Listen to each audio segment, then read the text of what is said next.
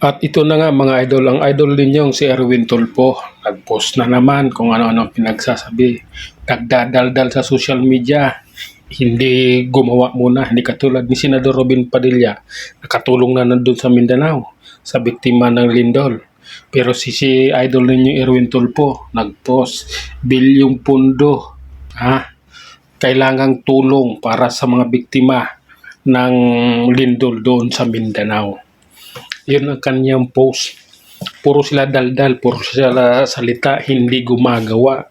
Kumbaga, nag-post muna para bibilib yung mga netizen, yung mga fans nila, pagmamalaki sila. Hindi katulad ni Senador Robin Padilla, inuna muna yung gawa bago salita. Kaya mayroong pumansin sa kanya ni Erwin Tulfo, walang iba kundi si Congressman Kiko Barsaga. Sumagot ito, sobrang laki naman yan. Idol, may Viva Max bang na biktima ng bagyo ng lindol doon? Ngayon, sagutin mo yan, Senador Erwin Tulfo, kung mayroon bang Viva Max na babae na biktima ng lindol doon. Kasi bilyong piso yung hinahanap mong pondo, ang ginasabi mong pondo para sa biktima ng lindol sa Mindanao. Kung anong meron, itulong mo. Hindi yung ang dami yung sinasabi, ang dami yung dada. Kung anong meron, mayayaman kayo, yumaman kayo sa tao eh. Yumaman kayo sa kunwari pagtulong ninyo sa mga tao eh. Kayo magkakapatid, doon kayo yumaman.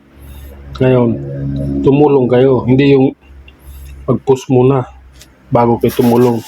Tulfo brothers, gawa muna bago salita. Yun ang ginagawa ni Senador Robin Padilla.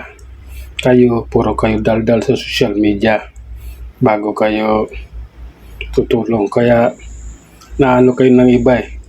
Napapansin kayo ni Congressman Kiko Barsaga eh. Dahil puro kayo daldal, wala kayo sa gawa. Kahit sino, napapansin kayo. Kung ano-ano pinagpupost nyo, tumulong muna kayo. Mga bilyonaryo kayo, hindi kayo nagbabayad ng tax sa gobyerno natin eh. Yung YouTube channel niyo at saka FB page ninyo, hindi kayo nagbabayad ng tax. Dahil ginawa ninyong foundation yan. Kaya malaki ang kita ninyo, malaki ang naiipon ninyo. Kaya marami kayong babae. Nga Viva Max yung mga dinadali ninyong babae. Kasi mapipira kayo. Yung mga kunwaring tulong ninyo sa mga tao, yun yung naiipon ninyo. At siyempre yung pambayad dito sa tax na hindi nyo binayad dahil ginawa ninyo foundation yung YouTube ninyo. Kaya yun, yung mayaman kayo.